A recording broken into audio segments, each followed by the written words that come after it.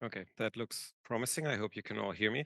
Let me start by taking the opportunity to thank everyone at site for the invitation and for the opportunity to address this event. So the title of this session is Reducing the Russian Economic Capacity. And there are, if I manage to make this work. Okay, there's two ways to think about this. One is more broadly economic capacity in terms of the Russian economy, and there is a more narrow aspect, which is Russia's military industry. So let me talk first about the Russian economic capacity. So if we look at the Russian economy, it has, as other speakers have already pointed out, proven to be rather resilient. These are Rostat's quarterly GDP figures. They show a fairly robust rebound in the last couple of quarters, also due to base effects. But the quarter-over-quarter seasonally adjusted numbers indicate a fairly robust recovery. Now, questions about the reliability of Russian GDP data are absolutely legitimate. However, if we look at a wide range of indicators, including what you see here, monthly output tracking, industrial production, retail sales volumes, and this is in comparison to the last quarter of 2021, you see a fairly consistent picture of a recovery that has essentially been completed. So the drop in economic activity after the initial shock from the war and sanctions has essentially gone away. Now, what we shouldn't forget here is also that the Russian economy is benefiting from massive fiscal stimulus from war spending. My colleague Yulia mentioned earlier that Russia will expand its military budget next year to about $100 billion. That's, I think, if I remember correctly, an increase of almost 70%. And that means about 2.5% of GDP just in additional spending on the military. So it's in a way not completely surprising that the Russian economy is performing relatively well. And we should also remind ourselves that the objectives of the sanctions per se is not to ruin the Russian economy. That would be a somewhat unrealistic aspiration that some people may have had in the early days of the sanctions regime, but nevertheless. Having said that, I want to talk a little bit more about the military industry, and this complements what Age from the Helsinki Committee has talked about in our session earlier today. So in this case, we're also looking at Russian customs data, and there are legitimate questions about its reliability. We still believe that these numbers can broadly be relied upon.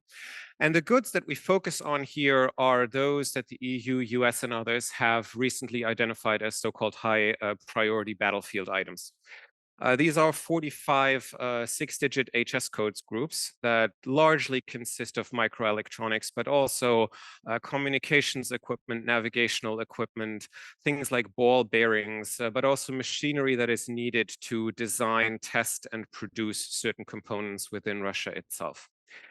You can see here that there is a fairly significant drop in Russian imports of these goods right after the imposition of export controls in the spring of 2022. However, that has largely gone away. And if we look at the first 9 months of this year, the total is around $8.2 billion in value terms, and that's on average per month relatively unchanged to the pre-full-scale invasion period. Now, one caveat on that, these are value terms. And so there can be a price effect and there can be a volume effect. And in fact, some other institutions that have worked with similar data have shown that Russia is paying significant markups on some of these export controls goods. But nevertheless, 8.2 billion in goods that shouldn't be reaching Russia in 3 quarters of this year is clearly too high. Now, then the question is obviously, how are these goods reaching Russia? And this is a rather complicated chart, but fear not, I will go into the individual stages in a little bit.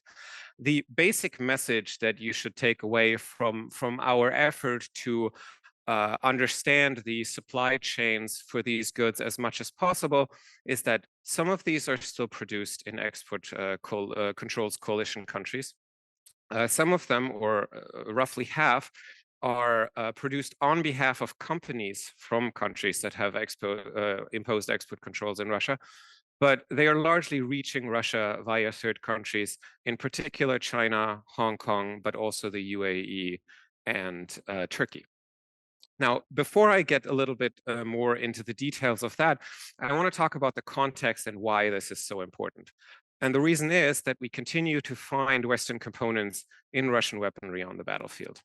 So for our analysis, we have looked at close to 60 individual pieces of Russian military equipment, from missiles to drones to tanks, smaller electronic devices, helicopters, and so forth.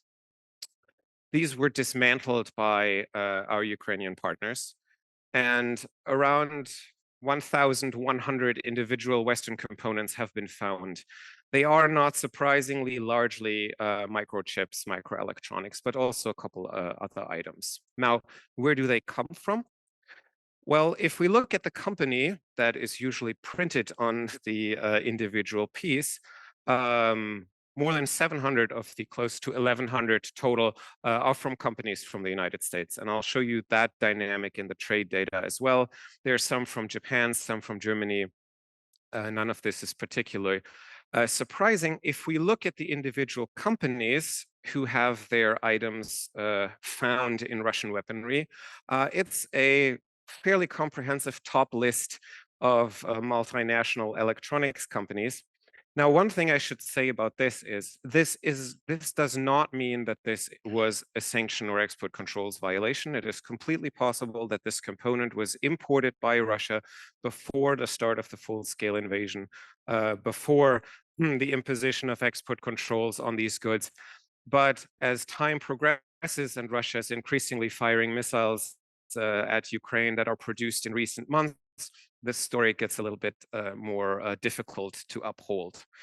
But also, as I'm going to show you next, we can actually look at the trade data, Russian customs data in this case, and see what kind of goods are still being imported by Russia and how. And then I'm going to try to do now. So all of these numbers are for the first 3 quarters of the year. There are some concerns, as Age mentioned earlier, about the August and September data, depending on where in the kind of chain of custody of illegally sold Russian customs data one purchases it. So you should take this with a grain of salt and also interpret it as red flags that authorities then need to follow up on, and not some think tank or NGO. So first, about the producer. So the customs data includes information about the original producer responsible for these goods. And you see that the biggest one by far is China. But roughly 45% are still produced on behalf of companies that are in export controls coalition countries, with the US and Taiwan leading the way here. I'll show you some individual companies on the next slide, and this will kind of match this picture as well. Now, the second question is then, where are these goods manufactured? And there, the share of coalition countries is significantly smaller, not even 20%. You see, most of it is produced in China. When it comes to coalition countries, Taiwan is the biggest one, followed by the United States. And why this is a problem, I'm going to elaborate a little bit on in a second. The third question is then, who is selling these goods ultimately to Russia? And again, the share of coalition countries is even smaller. There are some, and there may be, for instance, some exceptions for medical goods that are of dual use character. Largely, it's companies from China and Hong Kong, but also from the UAE and Turkey that are selling these goods ultimately to Russia. And then the last kind of important point about the supply chain is from where are they actually shipped to Russia? And that's slightly different than the being sold from category. The share is again smaller, only about 5% for coalition countries. These goods are largely shipped from China, almost half of them. So sometimes, for instance, you will have a US company manufacturing a computer chip somewhere in Southeast Asia that is then sold to Russia by a company in Hong Kong, but it's actually physically shipped from China to Russia. This would be kind of your standard operation, so to speak. Now, the challenge here is that exists in terms of where these goods actually physically touch jurisdictions that our authorities have access to. And that is really just the place of manufacturing and the place of shipment. So this creates a significant challenge for export controls enforcement, because only in these places our customs authorities, for instance, can actually take a look at the transaction. Everything else takes place outside, sometimes with the involvement of countries that cooperate with the EU and other jurisdictions in terms of information exchange, but in many cases not. So I talked about the companies. So I wanted to show you the producers that are responsible for these 8.2 billion. And Age made a good point about this, so we don't get sued for this slide. These are preliminary findings. Not all of this is illegal. There may be exceptions. These companies may have applied for exceptions to export controls, but nevertheless, here it is. So this is the top 50. Everyone in dark blue is located in the United States. Everyone in light blue is located in another coalition country. Everyone is green. In green is a Chinese company, and then there's one Malaysian one. So again, this is the top list of global electronics manufacturers. And although there's plenty of blame to go around, but I want to highlight that Intel was responsible for sales to Russia, indirectly, of course, of more than $330 million in the first 3 quarters of 2023. And that kind of illustrates the challenge that export controls enforcement is facing. Now, this is all incredibly cheerful, so I wanted to add something that may help a little bit in this regard. And that's a comparison between the 3rd quarter of 2023 and the first one. And we see that a lot of these companies have reduced their sales to Russia. Now, if this is a development that we'll find in the next couple of months is a very much separate question. It could indicate that they are improving their internal compliance procedures. It could also mean that the various news articles, including those from the FAZ and others that were mentioned earlier, have had an impact, but there's still a way to go. So a reduction of, what is it, 41% for Intel still means something like $80 million in sales in the 3rd quarter. Now, before I conclude, I wanted to summarize this presentation in a couple of key takeaways. So the first one is Russia continues to have access to goods that we have defined as high priority battlefield items, which are critical for its military production. Not all of them end up in a missile, but potentially they could. And even though prices may have risen, quality may have gone down, the cumbersomeness of the transaction may have increased, but it's still 8.2 billion over 9 months of this year. The second point is third country intermediaries are definitely a challenge. The goods reach Russia through these places and these companies, but the focus also needs to be on the producers from coalition countries that we still have leverage with. The reason is also that if you look at these 8.2 billion, that's more than 700,000 individual transactions. There's no way for enforcement authorities to investigate all of them. So the private sector has to play an important role in enforcing export controls, or the system will not be workable. However, as was also pointed out earlier on the panel, currently they're not sufficiently incentivized to do that. Ultimately, it is a calculation that has 3 components. One is the potential financial gain. In the case of Intel, apologies, that would be $330 million. The second component is the risk of discovery. It's relatively simple to trace these transactions, but to get to the level of proof that you need for criminal or civil proceedings, legal proceedings, is very much different. And the third one is the potential financial fine that they're facing. And while it is possible that authorities are undertaking these kind of investigations, they haven't done so publicly.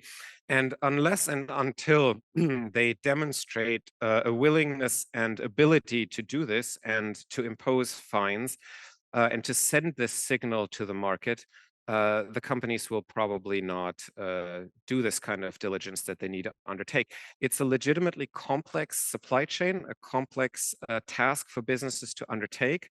But we know from the financial industry that they have done this, not voluntarily, but over the last 15 to 20 years, financial institutions have built up compliance resources, essentially because they were facing massive fines in the $1 million range for sanctions violations. Think about it this way. If a bank tried to say today that they transferred $500 million to Qatar and it ended up with Hamas, but they were not able to know, and it's not their fault, they would not get away with that. However, the companies here, as was mentioned earlier, some CEO statements from Infineon, for instance, they say we didn't sell to a Russian person, not to a sanctioned entity. That's all we can do, and hence we're not liable for anything. Now, a bit of good news is, well, if almost half of these goods are produced by Western companies, then Russia has not been able to substitute them. And that means export controls can still have a very meaningful effect on the Russian war effort if we enforce them better. And that's needed not only to ensure the effectiveness of the sanctions with regard to Russia's military capacity, but also for the credibility of the sanctions regime. Yes, this is complicated. The chip market is complicated. Tracing computer chips is not an easy undertaking, but we collectively in the West made this decision about 1.5 years ago to impose comprehensive export controls on Russia, and hence we have really no other choice but to make them work. They are also export controls that is generally understood as the kind of new frontier in economic statecraft. They're not going to get away. There are countries that have other adversaries in mind when they think about export controls. And so fixing this enforcement issue is really critical. The US have long relied on the private sector to do a lot of the implementation, but it requires the right incentive structure to do that.